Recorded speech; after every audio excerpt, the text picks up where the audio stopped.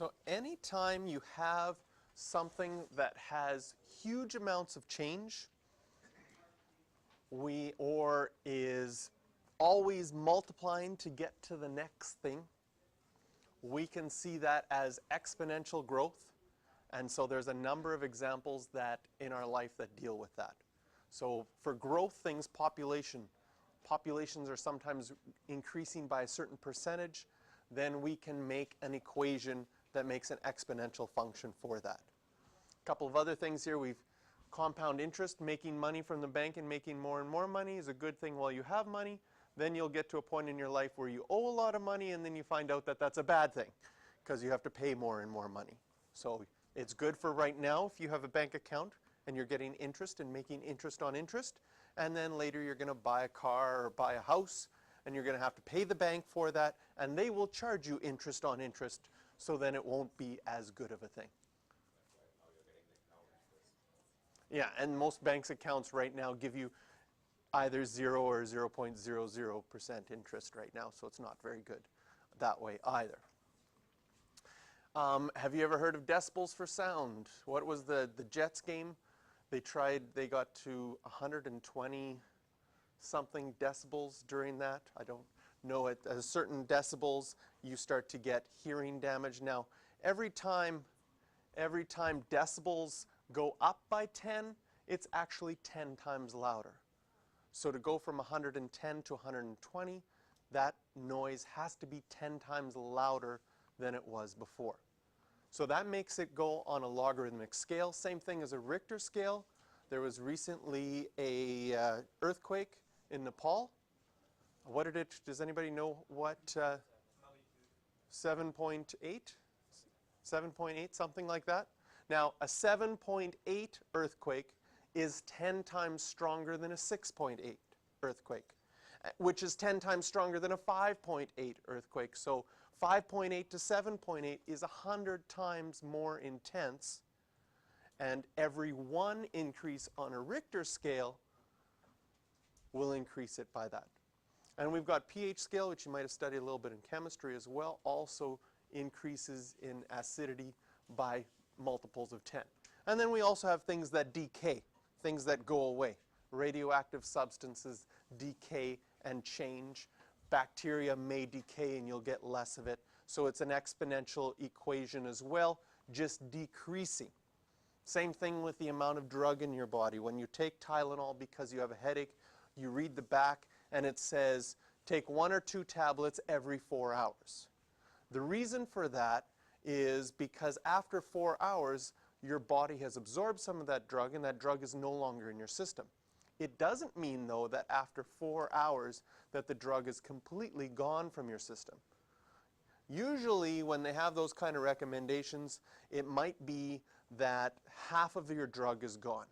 So let's say you're taking some sort of drug which says you can take 1,000 milligrams every 4 hours.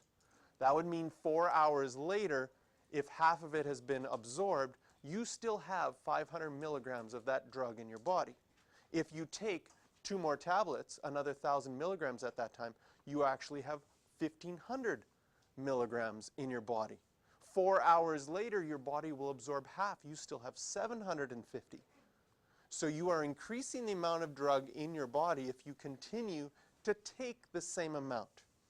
Now, if you follow the instructions, eventually your body will get to a point where when you take 1,000 milligrams, you will get up to 2,000 in your body.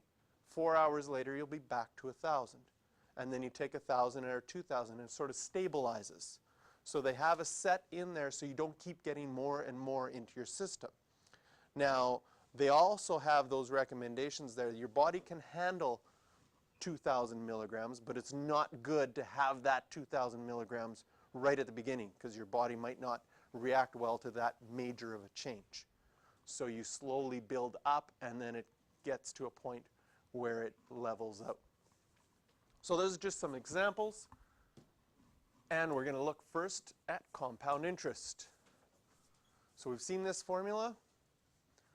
We've got everything labeled there. P is the principal, the amount that you start with. A is the final amount. N is the number of compound periods per year. So quarterly is 4 times, semi-annually is twice. So you have to figure out some words in a question to figure out what N is. Your rate, your interest rate is a decimal, and time is in years. So here's a simple one. Determine the final value of $500 after 10 years. So we want to find the amount. We know the principal is 500. The rate as a decimal would be 0.0225. Compounded monthly, what will I make N? 12. And up here will be 12 times 10. Again, type this into your calculator yourself. You want to make sure that you know how to get these values and you're not getting different numbers where it's just a calculator error or you've typed it in slightly wrong.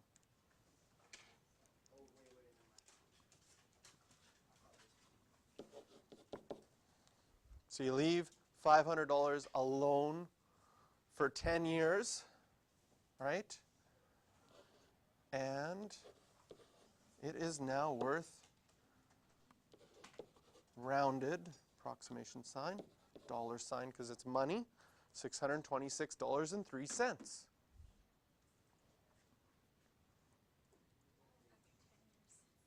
That's not a lot of increase after 10 years. 2.25% interest isn't that high.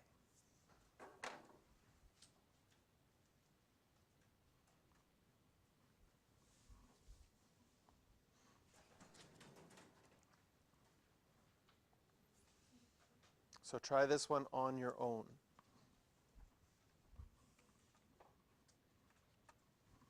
Did you get $232.11?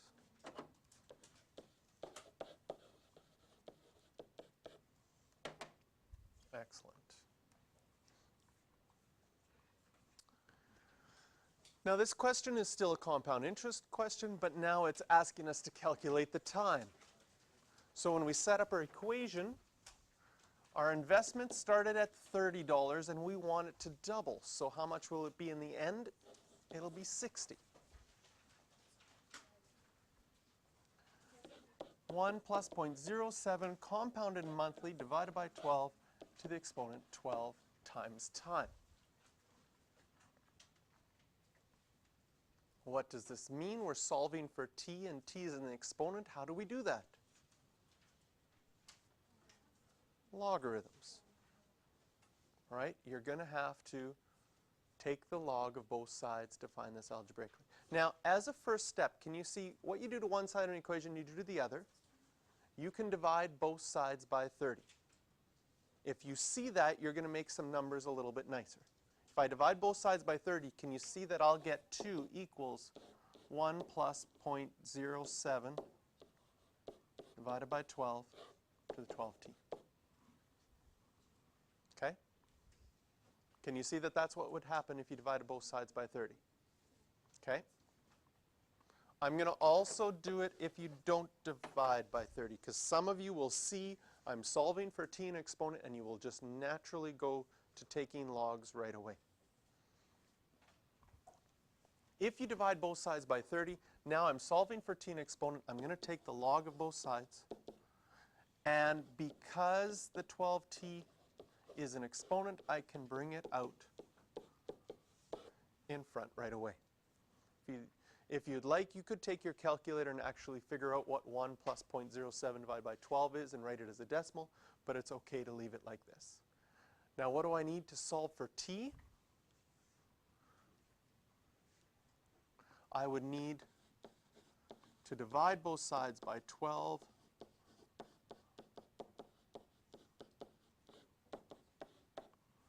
and the log, and then I would get t by itself.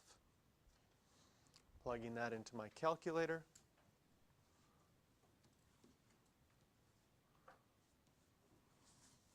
Log of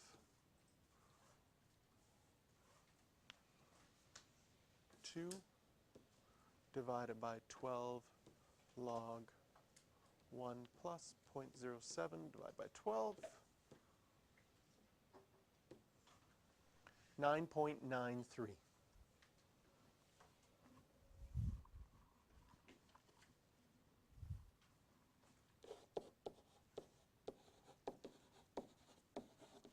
And we're solving for time, and that's years, so we can write 9.93 years.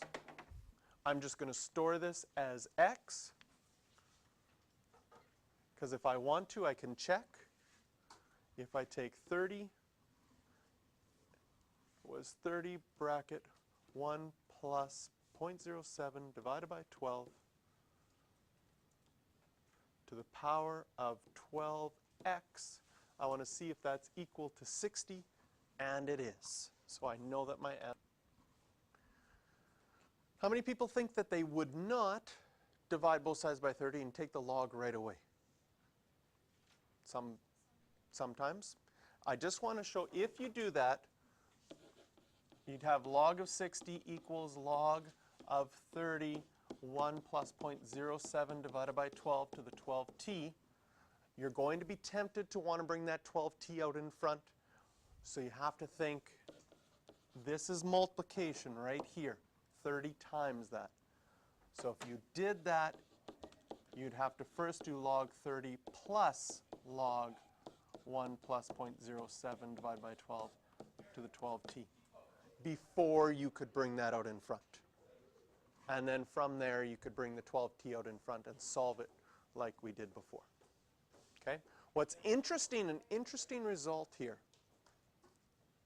terribly fascinating, is the time it would take for $30 to double is 9.93 years at an interest rate of 7%. Okay? The time that it would take for $300 to double to 600 would be exactly the same, because the equation would still come out to 2 here. And so what this means as a result is that it takes the same amount of time for something to double with compound interest no matter how much money you put in. So if you invested a penny, you go back 10 years later, you pull it out, you have 2 pennies. And they tell you they don't, and then they tell you, we actually don't use pennies anymore, so they'd round it down and give you nothing. But if you had $10 million, in 10 years you'd have $20 million. So the key to life is just having someone give you $10 million, because then you can just sit on it and be rich 10 years later. It's just hard to find that person that's willing to do that. You volunteer? That's right. So, no, they don't. No. When you're making interest, they're not worried about that. In fact, sometimes if you have more money, they're willing to pay you a higher interest rate, which doesn't make sense. But the reason is the banks need money to give money out. Okay? So if they're giving you 7%, that means they're charging somebody else 10%. And the more money that they can do that with, the more money they're going to make. Now, it's not just because it's interesting, it's not something you need to know, but it's an interesting thing with compound interest. It's sometimes called the rule of 72. It's sometimes called the rule of 70. It has 2 different numbers depending on whatever makes the math easiest. You take your interest rate, in this case was 7, right? And you look at either 72 or 70, and you figure out which number is easier to divide by 7. 70, so you use the rule of 72. And 70 divided by 7 happens to be 10, and that's roughly how long it takes for that investment to double. So if you get 7%, you can expect your investment to double in 10 years. If you got 12% interest, well, then I'd use the rule of 72, because 72 divides nicer by 12, and it takes about 6 years for your investment to double if you get 12% interest. If you get 2% interest, both of them work all right. It's going to either take 35 or 36 years for your investment to double. So that takes a long time. Most interest rates right now are less than 2%. So don't expect your money to double anytime soon. Is there a maximum interest rate that banks will go up to? Is there a maximum interest rate that banks will go up to? Well, it really depends on timing. In, for example, what banks charge, there were times where banks were giving 10% interest and 12% interest. And depending where you are in the world, different banks in different countries have different interest rates based on their economies. So if you can find a good interest rate in another country, you might want to invest your money in that other country, because then you could have your money make more. Of course, playing with currencies, and also might be that their currency goes down in value while they do that, and then it doesn't matter that they're giving you more interest rate because the value of it's going down. So there's those kind of things to play with. Yes?